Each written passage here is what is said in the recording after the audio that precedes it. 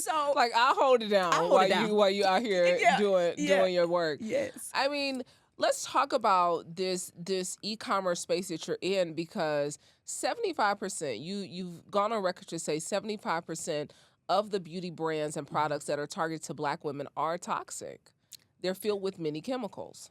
There is some new research, just NPR reported about it and other outlets.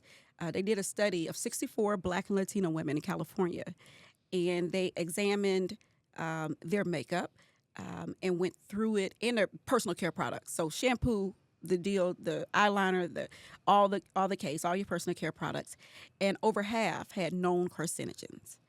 And so, yes, there is a correlation between what we put on our face, which is our skin is our largest organ, our lips, anything we put on our lips, we eat. In our lifetime, we'll eat 13 lipsticks or lip glosses in our lifetime. Wow. So what you put on your lips, you digest at a certain point.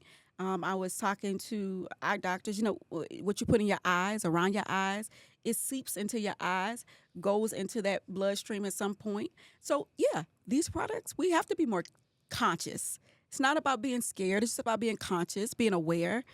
I always tell people, when I talk about the 75% of beauty products marketed to us are toxic, I'm also talking about that black market makeup you buy, and it's not the brand, that counterfeit makeup.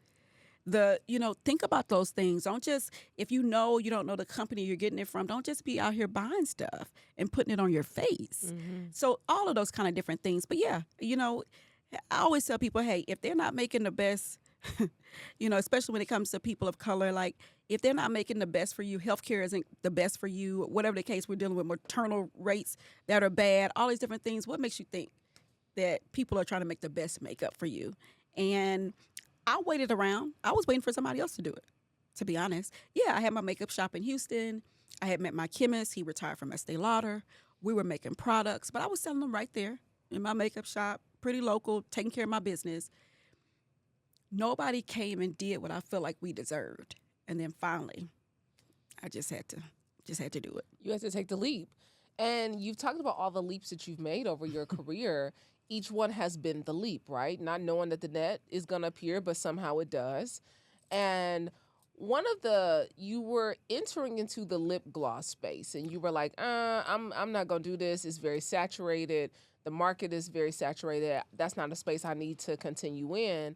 And here comes this woman named Margaret. Here comes Margaret. Margaret sends an email because we didn't have the lip gloss, and she's like, hey, when I used to be at the store, I could buy the lip gloss. You going national and everything, but I don't see no lip gloss. You going all big and everything, but I don't see no lip gloss. The lip gloss? Mm-hmm. And I'm like, oh, Margaret, that's everybody got lip gloss. Like, just go get some from somewhere. Because again, I'm not doing this out of my own vain thing. I only do what's needed. And she was like, no. You don't understand. I used to get upper respiratory infections from lip gloss and lipsticks I was using. When I used Lamique, I got none. Mm-hmm. So I'm going to need that lip gloss. And I literally launched the lip gloss because she wanted it. Wow. Because I knew Margaret was just a representation of the other women that were out there just like Margaret who need that option. And she called me back to what I'm supposed to be doing. And that is sometimes not worrying about what everybody else is doing, but understanding your purpose and the reason why you're producing what you're doing. So, yeah. I mean, talk about the purpose, because there have been so many factors along the way. Your mom being a factor, your sister being a factor, your daughter Loretta being a factor, all of these. But what is the thing that's fueling you in this season of your life with the beauty industry? Wow. So what's fueling me right now? It's something that I only see in the eyes of people when I see them. It's not something that I'm just like, oh, I need to do this. I just had a pop-up. I just did an event with Nordstrom because we just launched on Nordstrom.com.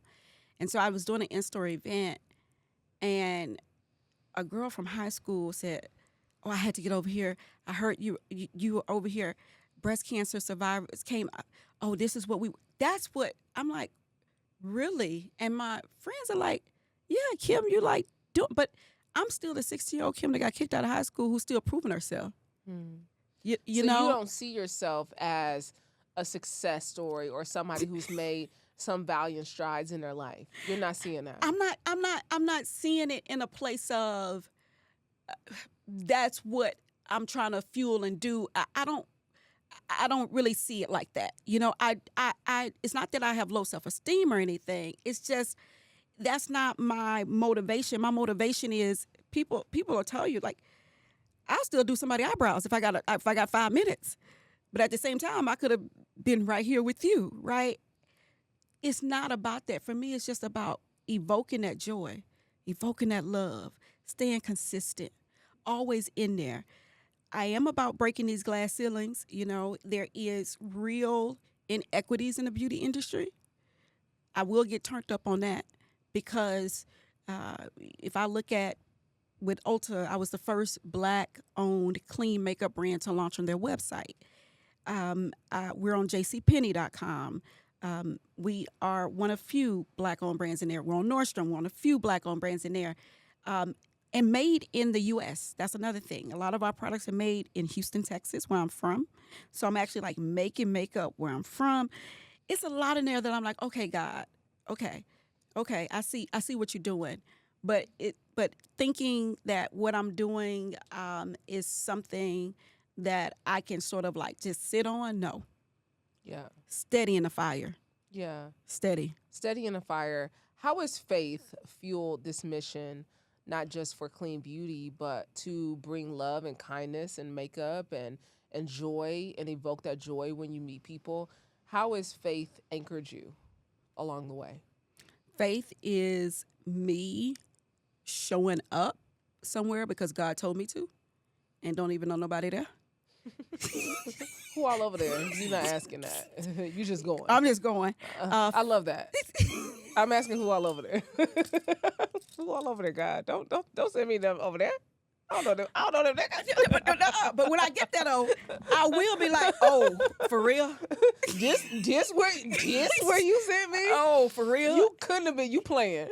And then God will use somebody who I think is full of, you know what, Yeah. and will set me up for something real good. And I'll be like, Oh, I trust you. I trust you. Yeah. I see what you're trying to do I here. trust you. I see what you.